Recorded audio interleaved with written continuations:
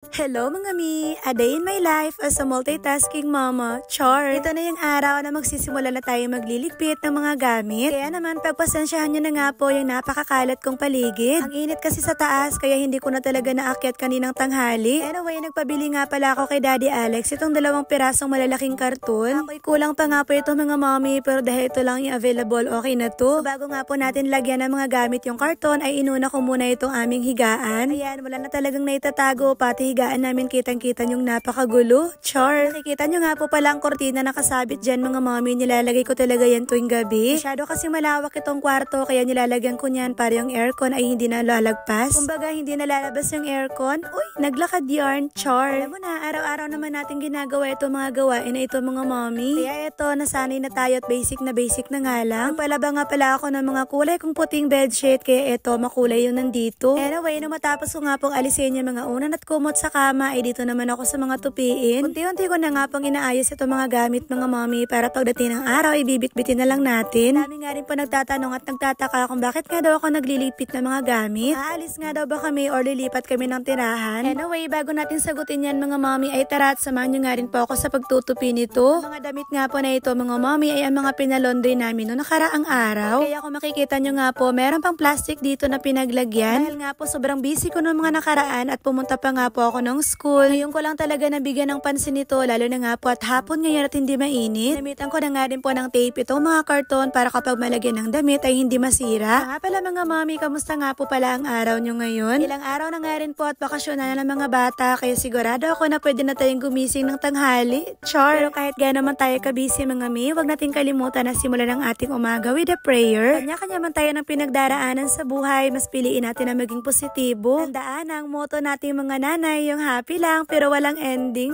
Char! Siya mga mi, balik tayo sa tanong ninyo kung bakit nga po ako naglilipit ng mga gamit. At kung kami nga raw ba ililipat na ng tirahan, eto sasagutin ko na nga po at hindi ko na itatago pa sa saat malalaman nyo rin naman. Char! Alam naman ninyo mga mami na meron nga po tayong itinayong tindahan. At dahil nga po medyo may kalayuan yun sa tinitirahan namin ngayon, kailangan naming lumipat sa mas malapit. Para syempre maka-duty nga po ako araw-araw, mamumonitor yung ating store at syempre may sahod ang mama ay. Char! Pero alam mo ba mi yung feeling na ganito? Kung gano'n nga po kasaya nung palipat ako rito, ganun rin naman kalungkot nung ako'y paalis. Ewan ko ba, pero napamahal na kasi sa akin ang lugar na ito. Uy, hala ang OA. Char! Parang naman ang layo-layo ng lilipatan at hindi na babalik. Char! Pero diba nakakalungkot naman talaga yung alam mong hindi pa rin pala talaga permanente ang bahay mo. Ito talaga ang mahirap kapag renter ka mga mami, hindi talaga permanente na doon ka sa lugar. At kapag talaga renter tayo, matatawag talaga na no permanent address. Char! Weird man, pero talaga namang reality ito mga mami. Pero sabi nga, no worries at pasasaan pa at magkakaroon rin tayo ng sariling bahay. Mahalaga nga rin po ay meron tayong sariling tahanan at nakabukod tayo at di tayo nakipisan. So siya, meron pang part 2 ang video na ito mga mami, i-upload ko soon. Andiyan lang muna mga mami for today's video. Maraming salamat sa panonood. Hanggang sa muli, mag-iingat ang lahat and God bless po!